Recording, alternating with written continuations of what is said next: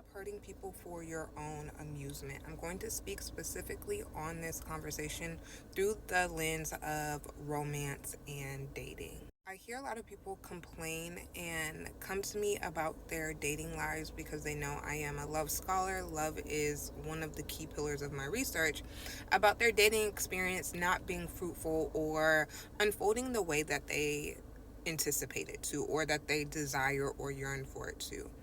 But every time they are dating someone, they give them a very harmful or mean nickname. Or the people that they are dating, they make them the butt of every joke with their friends. And I think this conversation really has to be explored and talked about on what are also the boundaries that you have with yourself. And I'm going to speak about this through the lens of communication as well, because I really believe that we undermine how harmful our words can be. I really need people to understand what healthy communication looks like, what healthy communication frameworks look like, what that also looks like outside of theory, but also in practice, in conflict, in love, in vulnerability, in romance.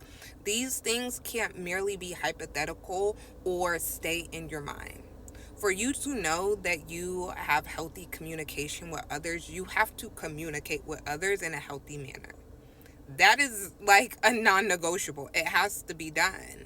I also want to tie in digital footprinting as it relates to romance and dating. The story times that are for the sole reason to go viral or build a community within whatever space that you desire to be in, right?